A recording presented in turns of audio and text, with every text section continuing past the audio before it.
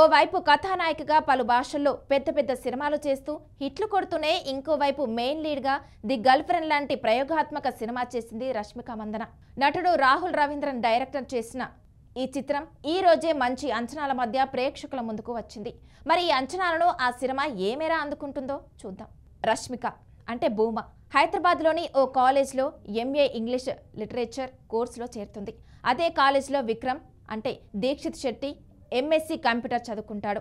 అతన్ని దుర్గా అను ఇమాన్యుయల్ ఇష్టపడుతుంది. కానీ దీక్షిత్ భూమతో తొలి చూపులోనే ప్రేమలో పడతాడు. ఆమె వెంట తిరిగి తను ప్రేమలో పడేలా చేస్తాడు. ఒక రకమైన అయోమయ స్థితిలో విక్రమ్తో రిలేషన్షిప్లోకి వెళ్తుంది భూమ. కానీ ప్రేమలో పడ్డాక విక్రమ్ పెట్టే కండిషన్లు, తన ప్రవర్తనతో భూమ ఇబ్బంది పడుతుంది. మరి విక్రమ్తో భూమ నిజంగానే ప్రేమలో పడిందా? ఈ బంధం ఏ మేర నిలబడింది? చివరికి వీళ్ళిద్దరి జీవితాలు ఏ మలుపు తీసుకున్నాయన్నది మిగతా కథ. ఇప్పుడు కథనం విశ్లేషణ గురించి తెలుసుకుందాం. ది గర్ల్ ఫ్రెండ్ ఒక సినిమా కాదు, ఒక డిస్కషన్. నిజంగా ప్రేమలో పడడం కాకుండా నేను ప్రేమలో పడ్డాను అనే భ్రమలో ఒక రిలేషన్షిప్లోకి వెళ్ళిన అమ్మాయి అందులో ఎలా ఉక్కిరి బిక్కిరి అయింది, దాని నుంచి బయటకు రావడానికి ఏం చేసిందనే కాన్సెప్ట్తో రాహుల్ రవీంద్రన్ సమాజానికి, ముఖ్యంగా అమ్మాయిలకు ఒక బలమైన మెసేజ్ ఇచ్చే ప్రయత్నం చేశాడు. రాహుల్కు బేసిక్గా ఉన్న ఇమేజ్ దృష్ట్యా అతను ఒక సైడ్ తీసుకుని ఈ కథను నరేట్ చేయడం మీద భిన్నాభిప్రాయాలు వ్యక్తమవుతున్నాయి. మగాళ్ళందరినీ ఒక ఘాటన కట్టి ఇలా ప్రజెంట్ చేశాడనే అభ్యంతరాలు వ్యక్తం కావచ్చు. కానీ ఈ సినిమా తీసిన అతను ఒక మొగాడే అని ఆలోచించి ఈ కథను సానుకూల ధోరణితో చూస్తే ది గర్ల్ ఫ్రెండ్ బలమైన ఇంపాక్టే చూపిస్తుంది. కథనం కొంచెం ఎగుడు దిగుడుగా సాగినా కూడా కొన్ని సీన్లు అందరికీ రుచించలేకపోయినా రాహుల్ చెప్పాలనుకున్న పాయింట్ మాత్రం ప్రేక్షకుల హృదయాలను బలంగా తాకుతుంది. కొన్ని లోపాలున్నప్పటికీ ఫ్లాట్ పాయింట్ పర్ఫార్మెన్స్లు ది గర్ల్ ఫ్రెండ్ను ప్రత్యేకంగా నిలబెడతాయి.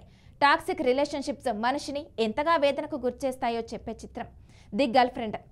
అయితే ఈ పాయింట్ను దర్శకుడు రాహుల్ రవీంద్రన్ కొంచెం సమతూకంతో డీల్ చేయాల్సింది. కానీ అతను ఒక సైడ్ తీసుకొని ఈ కథను నరేట్ చేశాడు.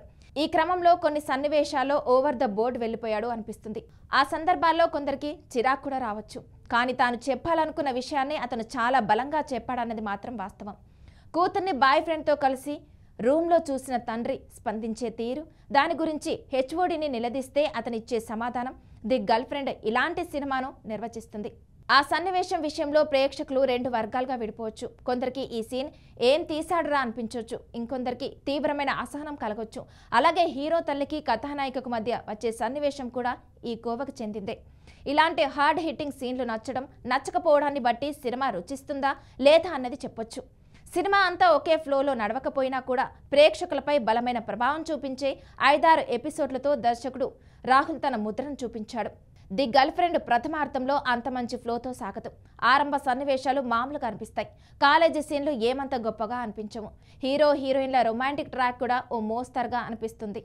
హీరో వెంట ఉండే బ్యాచ్ ప్రవర్తించే తీరే వేరు. వాళ్ళ మాటలు చిరాకు పెడతాయి.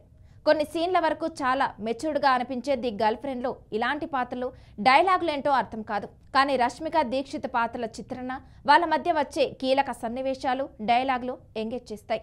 ఇంటర్వెల్ నుంచి సినిమా టెంపో మారుతుంది. ద్వితీయార్థంలో కొన్ని బలమైన ఎపిసోడ్లు సినిమా స్థాయిని పెంచుతాయి. దీక్షిత్ నుంచి బ్రేకప్ చేసుకోనున్నట్లు రష్మిక చెప్పే సన్నివేశానికి థియేటర్లు హోరెత్తిపోయాయి. క్లైమాక్స్ ది గర్ల్ ఫ్రెండ్కు మరో ప్రధాన ఆకర్షణ.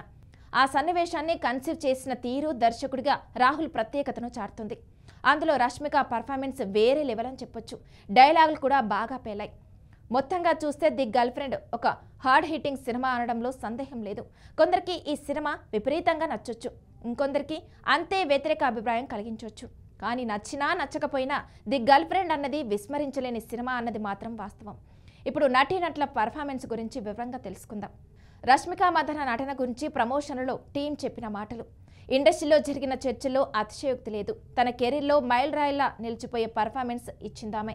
అద్దం ముందు నిలబడ్డ సన్నివేశంలో, అలాగే పతాక ఘట్టంలో రష్మిక మందన నటనను అంత సులువుగా మర్చిపోలేం.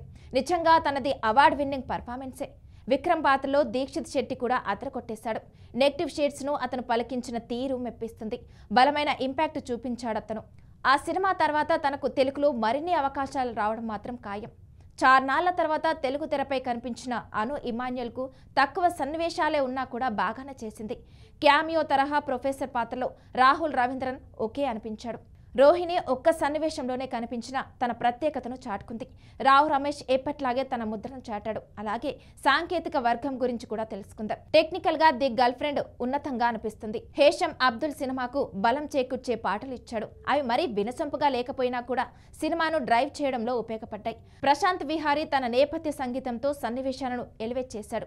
కృష్ణన్ వసంత విజువల్స్ బాగున్నాయి. తన ఛాయాగ్రహణంలో మంచి అభిరుచి కనిపిస్తుంది. నిర్మాణ విలువలకు డోకా లేదు. సినిమాలో మంచి క్వాలిటీ అనిపిస్తుంది.